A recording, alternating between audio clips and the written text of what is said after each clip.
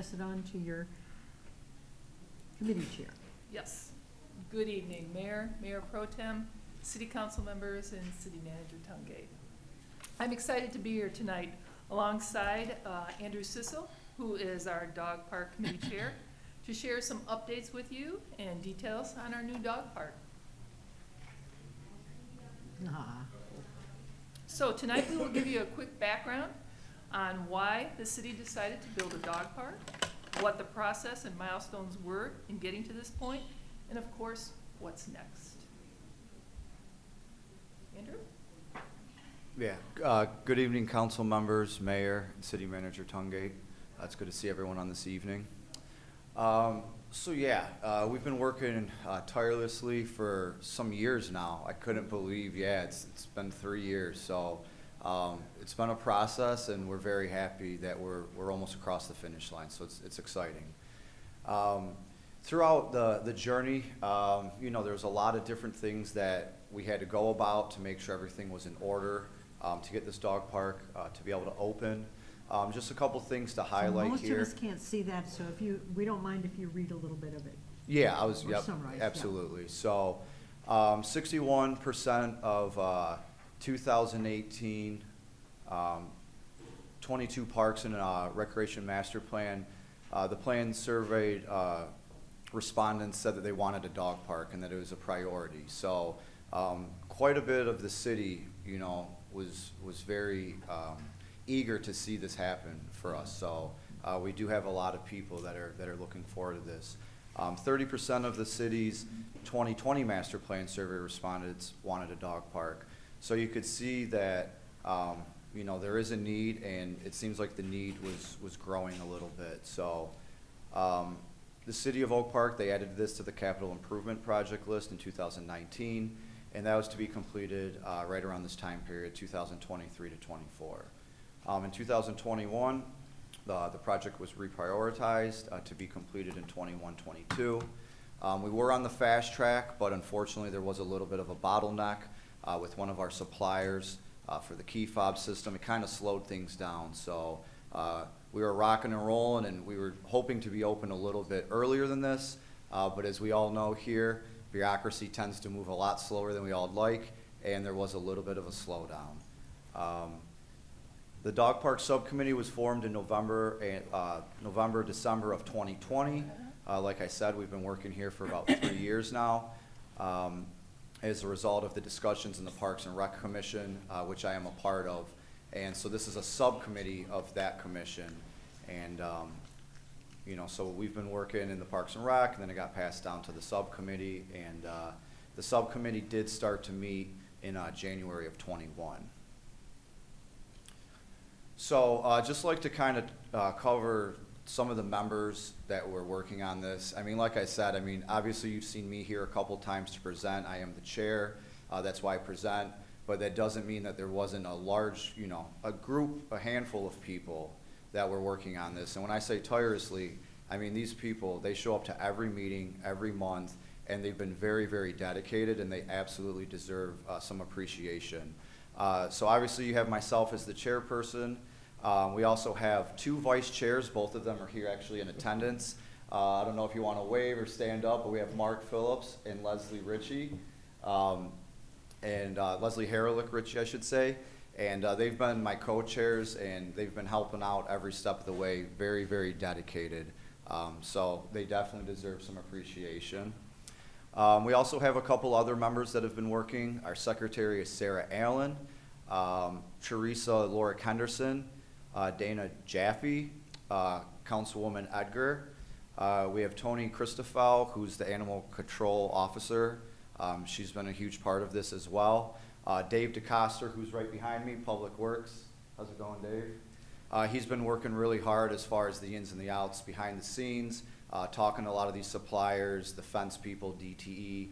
So he's been putting in a tremendous amount of work as well. And of course, we can't forget our own Lori Stasiak, who's been our leader. I've been kind of alongside her, following her lead, but it's been an absolute pleasure working with Lori as well. So milestone number 1, part of, when we started getting the ball rolling here, we wanted to decide, where's this dog park going to be? We had a couple different ideas, and we ended up settling on Lessinger for a number of reasons. One, we felt Lessinger was maybe underutilized a little bit, so we wanted to kind of give some life to that park. We have a lot of parks here in the city, and you know, for the most part, they get the love that they deserve, but we felt like Lessinger might just need a little extra love, so that was one reason we chose Lessinger. The other reason was the ample amount of space. So Lessinger did have the space that was required to have the dog park that we wanted. Some of the other parks, we thought we might be just kind of squeezing it in and taking away from other parts of those parks. Lessinger had the space that we needed as well. One other factor that resulted in us choosing Lessinger is it's on the south side of the city. A lot of residents here, they wanted to get some attention to that side of the city, and it just made a lot of sense to have it there. So it was a good place. Also, one other thing, the industrial area is kind of tucked behind it. One thing that we considered when choosing the location of it was how close was it to residences. And this park did have a lot of commercial activity behind it, and we thought with the noise and the activity that the dog park might bring, it made sense to kind of put it there next to that industrial area. So the community decision and name, last time I was here, I think we presented the name and then council voted on it. So we do have the name Oak Park and Bark.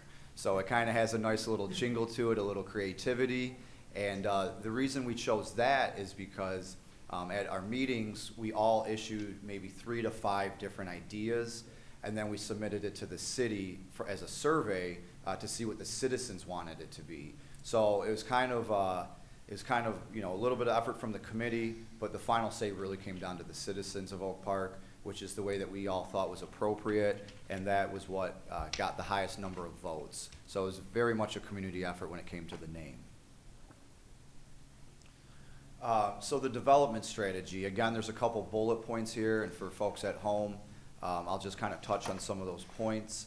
We do have a 6-foot high fence, that's so that no doggies can jump over or escape or run afoul outside the park. That's for safety measures.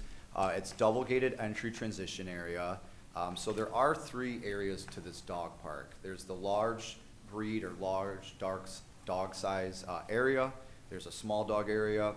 And then we also included a yellow ribbon area, and that's for the dogs that might be shy, afraid, have social anxiety, or whatever the case may be. We wanted to, give them some type of safety area that those yellow ribbon dogs could be. So we do have those 3 areas, and with that being said, we included a transition area. So each dog can go to the respective areas, first entering the transition and then going to those individual areas. We also have informational signage and rules. Obviously with a dog park, you have to have some structure, and we will be having some signage, and the rules will be outside the dog park, so everybody that can attend, it'll be clearly stated what those rules are. We have cleanup bag stations, of course. Nobody wants to go and have a bunch of dog droppings everywhere, as we can imagine. So we do have some cleanup stations, and we will be outsourcing the cleanup to a third party. That's what we've discussed. So we will make sure that the dog park is maintained and clean. Also, we have covered trash cans so that no raccoons or rodents can get to the trash.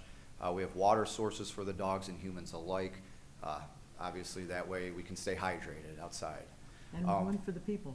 And for the people, absolutely. It'll be for both dogs and humans. We all got to stay hydrated out there. So consideration for the separate dog areas. There will be shade. There were some trees planted in the dog park, so there will be some shade. There'll also be lighting provided by DTE. There's some benches, and then also play amenities for the dogs.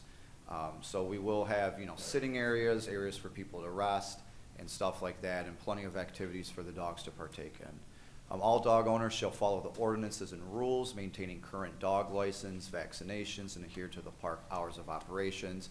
Again, we have to have some structure to this, of course, and make sure, safety is the #1 thing, and then fun would follow safety. Owners must attend a short but mandatory course in dog park etiquette and rules. So we did find that all of the other dog parks in the area, they did have some type of formal training, and that way we can ensure that anybody who's using the park will, 1, understand that there are rules in place, but two, go through some training so that, you know, they're educated in what type of behavior we're expecting for the usage of the dog park. Security systems with fob entry, paid membership, registration form, and waiver will also be included. Again, you know, safety is our #1 thing. Fun comes after that.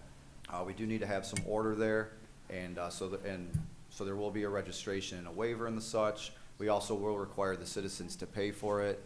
The idea is that the dog park pays for itself, so the city doesn't have to come out of money for this. But all people that are using it will be chipping in so that we can have this amenity for our city. Lisa? Okay. So milestone number 4 is electronic access, the fence, the electrical. So the fence has been up and infrastructure is almost completed. DTE came out and pulled the necessary wiring. The access vendor will be out sometime this week to start their equipment setup, and then again to tie the two together. And at this point, we feel we're coming down to the home stretch, and work should be completed in the next 2 to 3 weeks, and we should be open Did you say DTE in early came out August. and got the electric source? I'm sorry? Did I hear you say DTE came out? Yes, yes, they have. Yeah. So What now an we're just amazing waiting. company they are, huh? Such great partners. So now we're waiting for the vendor to bring in the electrical fob system. So that's next, and that should happen sometime this week.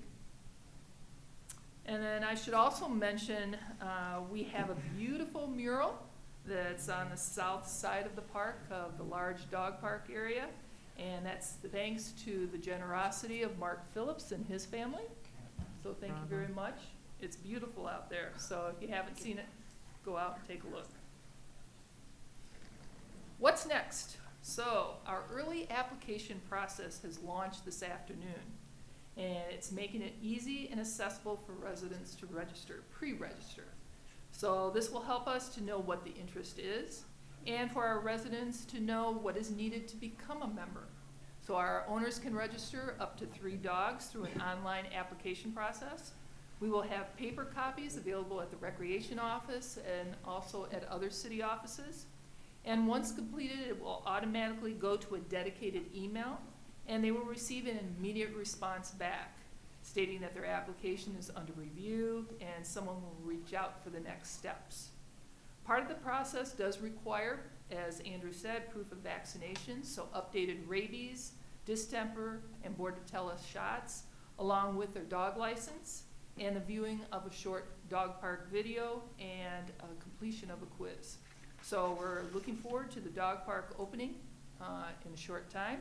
So we'll keep you updated, and any questions that we can answer. That's amazing. This is great. That is just work. amazing. I think during, bravo. Bravo. We are so excited. People are really excited that this is happening. People from out of the city are asking if there's, extra room, can they come? And I said, we have to wait and see. We want to service our Oak Park residents first. It's finally here. It's just, it is really wonderful. It took a lot of work. You went to see a lot of different parks. You did Yes, we field did. trips. Mm-hmm. You Yep. went and looked at different areas, and you looked at the best Different- part of different dog parks. Different dog sites, different communities, what they offer, some of their rules, that's where we got our rules, and the whole application process and waiver process as well. Nice. Yes, City Manager Tungate. So, thank you, Madam Mayor. So, I just want to clarify, Lori. This is now active, so, It is now and there's a active. QR Thanks to code. Courtney and her team, yes, Yes. it's now active, So we are now accepting applications for review. yes, Okay, and there's a QR code. If people want to scan it, they can scan it and submit their applications. correct. I also would be remiss if I didn't take this opportunity to thank all of you, Mr. Sissel, members of the committee, of course. This is awesome. What a nice contribution to this community, so thank you.